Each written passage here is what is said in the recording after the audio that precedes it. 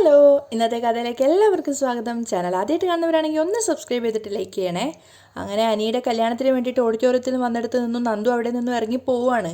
അവൾ ആദ്യം ഒരു അമ്പലത്തിൽ പോയ സമയത്ത് അവളോട് സ്വാമി പറഞ്ഞിട്ടുണ്ടായിരുന്നു, അനിയുടെ ജീവിതത്തിൽ നീ തന്നെയാണ് പെണ്ണായിട്ട് വരിക എന്നുള്ളത്. അത് അവൾക്ക് അങ്ങോട്ട് ഉൾക്കൊള്ളാനും പറ്റുന്നില്ല, വിശ്വസിക്കാതിരിക്കാനും പറ്റുന്നില്ല. അങ്ങനെ ആയിരുന്നെങ്കിലെന്ന് അവൾ ആഗ്രഹിക്കാതും ഇല്ല. ആ സമയത്ത് നന്ദു പ്രാർത്ഥനയോടുകൂടി അമ്പലത്തിൽ പോയതിനു ശേഷം അവിടെ നിന്ന് ഇറങ്ങി നടക്കുകയാണ്. എങ്ങോട്ടെന്ന് അറിയാതെ പോയിക്കൊണ്ടിരിക്കുകയാണ് നന്ദു. അതേസമയം ഓഡിറ്റോറിയത്തിലാണെങ്കിൽ വിവാഹം നല്ല തകൃതിയായിട്ട് നടക്കുന്നുണ്ട്. വരുന്ന ആൾക്കാരെയൊക്കെ സ്വീകരിക്കാൻ വേണ്ടിയിട്ട് ദേവയാനി തന്നെയാണ് മുന്നിൽ നിൽക്കുന്നത്. വരുന്ന ആണുങ്ങളോടൊക്കെ അവൾ അകത്തേക്ക് കയറിയിരിക്കാൻ പറഞ്ഞ ശേഷം വന്ന സ്ത്രീയോട് അവൾ പറയുന്നുണ്ട്, ഞങ്ങളുടെ വീട്ടിൽ ആദ്യമായിട്ട് വരുന്ന മരുമകളാ. ആ സമയത്ത് അവർ ചോദിക്കുന്നുണ്ട്, അതെന്താ ദേവയാനി നീ അങ്ങനെ പറഞ്ഞത്?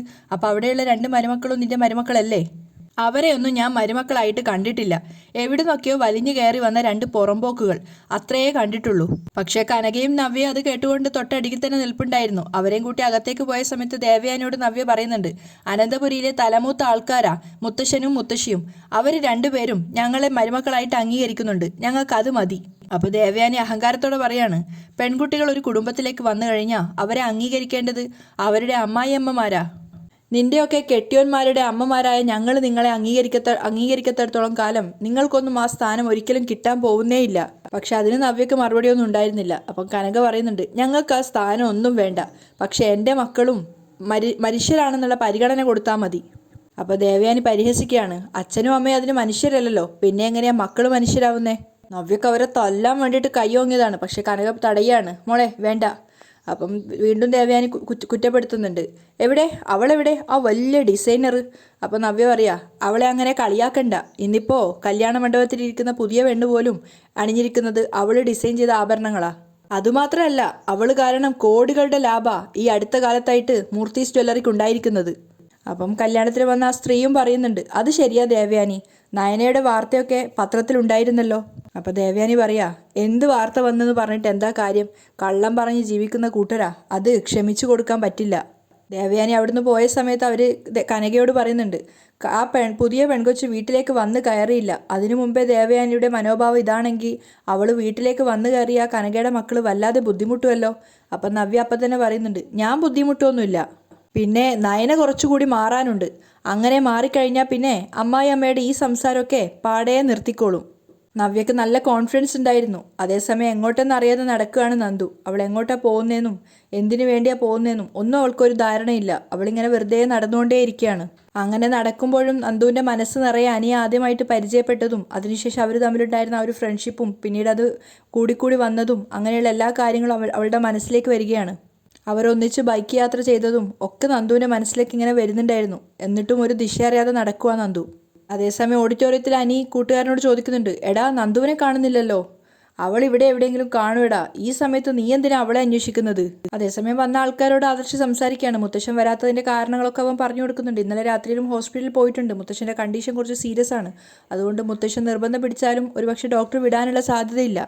പിന്നെ ഈ വിവാഹത്തിൽ പങ്കെടുക്കാൻ പറ്റാത്തതിൻ്റെ വിഷമം മുത്തശ്ശനുണ്ടാവും. അപ്പോഴേക്കും അങ്ങോട്ടേക്ക് വന്നിട്ട് ജയൻ അനിയെ വിളിച്ച് മണ്ഡപത്തിൽ ഇരുത്താൻ വേണ്ടിയിട്ട് ആദർശിനെ പറഞ്ഞ് ഏൽപ്പിക്കുകയാണ്. സമയം ഒരുപാടായിട്ടുണ്ട്. അനിയെയും കൂട്ടി ആദർശ് മണ്ഡപത്തിലേക്ക് കയറുകയാണ്. അപ്പോഴേക്കും തിരുമേനി പറയുന്നുണ്ട്, ഈ ദക്ഷിണ കൊടുത്ത് അനുഗ്രഹം വാങ്ങിക്കോളൂ. അങ്ങനെ അനാമികയുടെ അച്ഛനും അമ്മയ്ക്കും ദക്ഷിണ കൊടുത്ത് അനി അനുഗ്രഹം വാങ്ങിക്കുകയാണ്.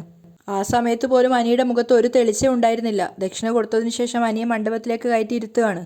ആ സമയത്ത് അനന്തപുരിയിലുള്ള എല്ലാവരും മണ്ഡപത്തിന് ചുറ്റുമായിട്ട് നിൽക്കുന്നുണ്ട്. അപ്പം ദേവയാനി ആദർശനോട് പറയാണ്, ഡാ നിന്റെ ഭാര്യയ്ക്ക് ഇതൊന്നും അത്ര ഇഷ്ടപ്പെടുന്നില്ല. അപ്പം നയനയെ നോക്കിക്കൊണ്ട് ആദർശ് പറയുന്നുണ്ട്, അമ്മ എന്തിനാ അമ്മ ഈ സമയത്ത് പോലും ഇങ്ങനെയൊക്കെ സംസാരിക്കുന്നേ? ഇനിയിപ്പോൾ അനാമികയുടെ ബന്ധുക്കളെയൊക്കെ നമ്മുടെ വീട്ടിലെ പ്രശ്നങ്ങൾ അറിയിക്കാനാണോ? അപ്പോൾ ദേവയാനി പറയുന്നുണ്ട്, അതെന്തായാലും അറിയുമല്ലോ. അമ്മയെ പോയി പെൺകുട്ടിയോട് വരാൻ പറ.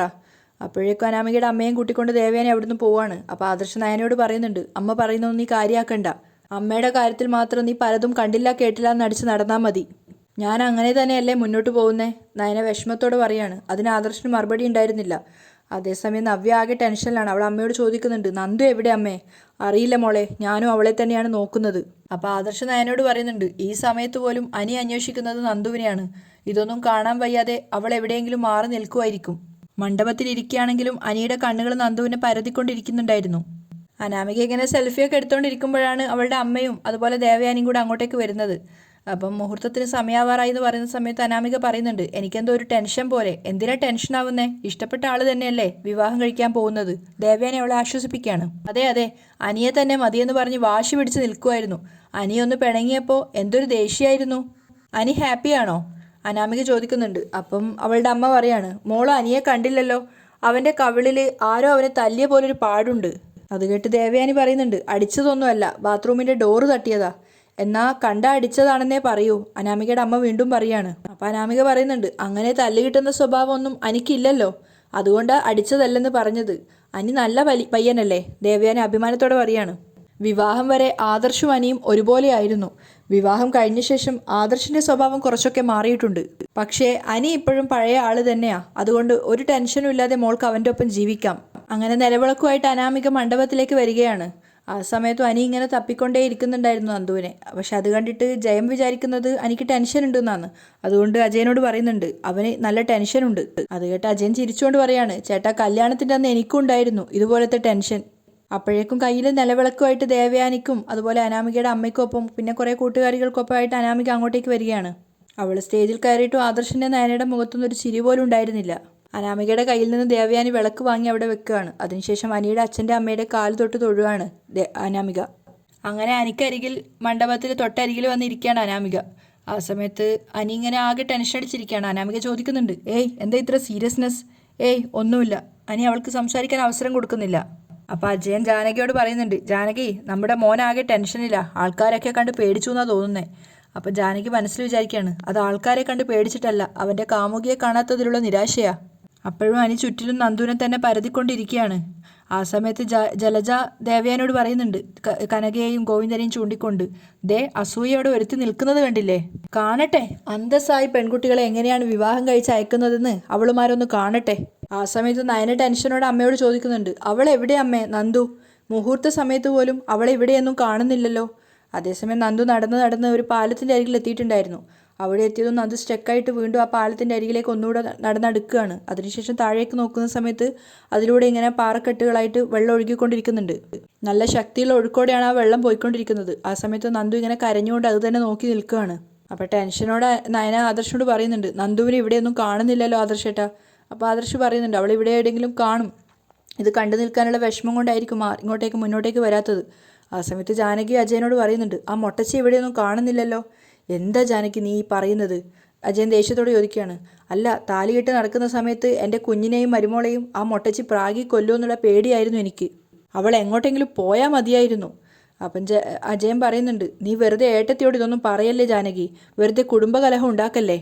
ഇതുവരെ ഞാനൊന്നും പറഞ്ഞിട്ടില്ല. ഇനി എൻ്റെ മരുമോളെ വേദനിപ്പിക്കാൻ ശ്രമിച്ചാൽ എൻ്റെ സ്വഭാവം മാറും. ജാനകി ദേഷ്യത്തോടെയാണ് പറയുന്നത്.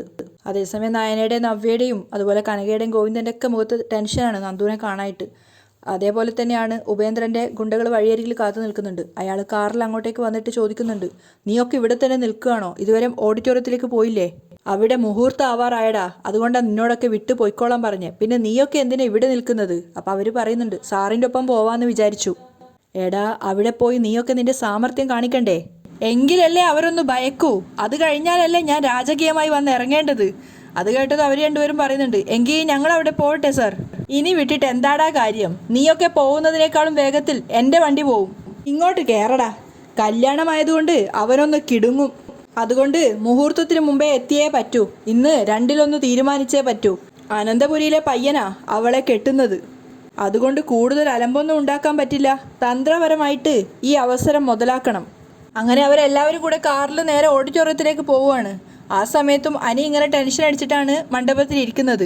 ഉപേന്ദ്രനും ഗുണ്ടകളും വന്നിറങ്ങിയ കാറിൽ നിന്ന് ഇറങ്ങിയപ്പോൾ തന്നെ ഉപേന്ദ്രൻ പറയുന്നുണ്ട്, അകത്ത് പക്കാമേളം കേൾക്കുന്നുണ്ട്. അതുകൊണ്ട് താലികെട്ടിന് ഇനി 5-6 മിനിറ്റ് കൂടി ഉണ്ടാവും. അതിനുള്ളിൽ നമ്മുടെ കാര്യം നടന്നില്ലെങ്കിൽ ഈ കല്യാണം അലമ്പണം. അയാൾ രണ്ടും കൽപ്പിച്ചിട്ടായിരുന്നു. ഓഡിറ്റോറിയത്തിനകത്ത് ഭയങ്കര തിരക്കും കല്യാണം താലി കെട്ടാനുള്ള ആ ഒരു മുഹൂർത്തം ഇങ്ങനെ അടുത്തുകൊണ്ടേ ഇരിക്കുകയാണ്. ആ സമയത്ത് നയന അമ്മയോട് പറയുന്നുണ്ട്, നമ്മൾ ചിന്തിച്ചത് തന്നെ അമ്മേ ശരി. ഈ രംഗം കാണാനാവാതെ അവൾ എവിടെയെങ്കിലും മാറി നിൽക്കുന്നുണ്ടാവും. അപ്പം കനകയും വിഷമത്തോടെ പറയാണ്, എന്നാൽ പിന്നെ അവൾ അങ്ങനെ എവിടെയെങ്കിലും നിന്നോട്ടെ. പാവം, ഇന്നലത്തെ സംഭവങ്ങളൊക്കെ അറിഞ്ഞത് അവൾക്ക് വലിയ വിഷമമായിട്ടുണ്ട്. ആ സമയത്ത് അനാമികയുടെ അമ്മ അവളുടെ അച്ഛനോട് ചോദിക്കുകയാണ്, മുഹൂർത്തമായോ? ഇല്ല, ആവുന്നതേ ഉള്ളൂ. അയാൾ പറയാണ്. അപ്പോഴേക്കും അയാളുടെ ഫോൺ റിങ്ങുകയാണ്. എടുത്തു നോക്കുന്ന സമയത്ത് ഉപേന്ദ്രൻ്റെ നമ്പറാണ്. ടെൻഷനോട് കൂടി ഭാര്യയോടും മോളും കേൾക്കാൻ വേണ്ടിയിട്ട് അയാൾ പറയുന്നുണ്ട്, ഉപേന്ദ്രനാണ്. അത് കേട്ട് അനാമികയ്ക്കും അവളുടെ അമ്മയ്ക്കും ടെൻഷൻ ആവുകയാണ്. അവളുടെ അമ്മ പറയുന്നുണ്ട് എടുക്കേണ്ട. അപ്പോൾ അയാൾ തിരിച്ചു ചോദിക്കുകയാണ്, എടുത്തില്ലെങ്കിൽ അയാൾ അകത്തോട്ടേക്ക് വന്നാലോ? അങ്ങനെ കോൾ അറ്റൻഡ് ചെയ്തിട്ട് അയാൾ പരിഭ്രമത്തോടെ സംസാരിക്കുകയാണ്. കോള് കട്ട് ചെയ്തതിന് ശേഷം അജയനോടും ജയനോടും ഒക്കെ ആയിട്ട് പറയാണ്, ഒരു മിനിറ്റ് ഞാനൊന്ന് പുറത്ത് പോയിട്ട് വരാം. അത് ശരി, മുഹൂർത്ത സമയത്താണോ പുറത്തേക്ക് പോകുന്നത്? അജയൻ ചോദിക്കുന്നുണ്ട്. അപ്പോൾ പെട്ടെന്ന് തന്നെ അനാമികയുടെ അച്ഛൻ പറയാണ്, അതല്ല, എൻ്റെ വേണ്ടപ്പെട്ടൊരു കൂട്ടുകാരൻ പുറത്ത് വന്ന് നിൽക്കുന്നുണ്ട്, ഞാൻ അയാളെ കൂട്ടിക്കൊണ്ടുവരാം എന്ന് പറഞ്ഞുകൊണ്ട് ടെൻഷൻ അടിച്ചിട്ട് വേഗം പുറത്തേക്ക് ഇറങ്ങി പോവുകയാണ്. അനാമികയ്ക്കും ചെറുതായിട്ടൊരു ടെൻഷൻ കയറുന്നുണ്ടായിരുന്നു ആ സമയത്ത്. ഇനി ആ പലിശക്കാരൻ വന്ന് കാണുമോ? അനാമിക ചിന്തിക്കുന്നുണ്ട്. അവൾക്ക് ആകെ ഒരു വെപ്രാളാവുകയാണ്. അതേസമയം ഉപേന്ദ്രൻ അയാളുടെ ഗുണ്ടകളോട് പറയുന്നുണ്ട്, അകത്ത് പോയി അലമ്പുണ്ടാക്കുന്നതിനേക്കാളും നല്ലത് ഇവിടെ നിന്ന് വിലപേശുന്നതാ. അത് കഴിഞ്ഞ് ആവശ്യമുണ്ടെങ്കിൽ നമുക്ക് അകത്തേക്ക് പോവാം. അപ്പോഴേക്കും അനാമികയുടെ അച്ഛൻ അങ്ങോട്ടേക്ക് വരുന്നുണ്ട്. ആ വാ വാ വാ, മണവാട്ടിയുടെ അച്ഛൻ വേഗം വാ. അപ്പം അയാൾ വേഗം പറയാണ്, ഉപേന്ദ്ര ചതിക്കരുത്, താലികെട്ടിന് ഇനി 2-3 മിനിറ്റും കൂടിയേ ഉള്ളൂ. ഓ അതൊക്കെ അറിയാം, അതുകൊണ്ടല്ലേ ആ സമയത്ത് തന്നെ വന്നത്. എടോ, എൻ്റെ പൈസ തരാതെ നിന്റെ മോളുടെ താലികെട്ട് നടക്കില്ല. അത് കേട്ട് അയാൾ ഞെട്ടുകയാണ്. അയാൾ പറയുന്നുണ്ട്, ഈ സമയത്ത് ഇങ്ങനെ പറയരുത്, താലികെട്ട് കഴിഞ്ഞാൽ ഞാൻ എങ്ങനെയെങ്കിലും പൈസ തരാം. ഇന്ന് തന്നെ തരുമോ? ഇന്ന് പറ്റില്ല, നാളെ തന്നെ ഞാൻ എങ്ങനെയെങ്കിലും എത്തിച്ചു തരാം. അത് കേട്ട് ഉപേന്ദ്രന് ദേഷ്യം വരികയാണ്. എന്താടാ നീ പറയുന്നത്? എത്ര കാലമായി നീ ഇങ്ങനെ പറയാൻ തുടങ്ങിയിട്ട്? ഇത് അതുപോലെ ആകില്ല.